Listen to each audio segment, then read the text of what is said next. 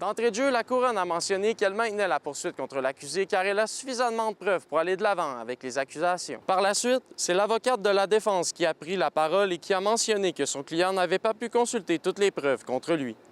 C'est que les preuves se trouvant dans l'une des 2 clés USB remises à l'accusé ont disparu.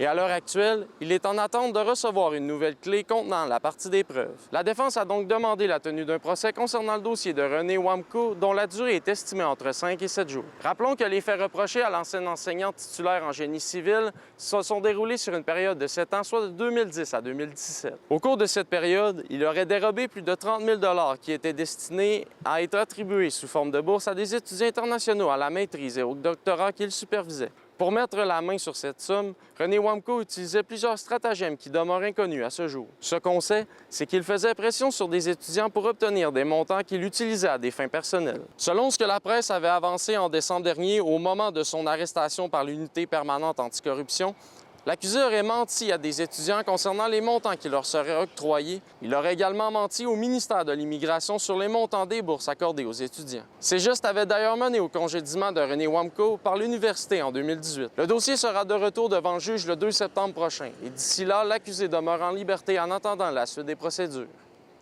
Olivier Morin, RNC Nouvelles, Rouyn-Noranda.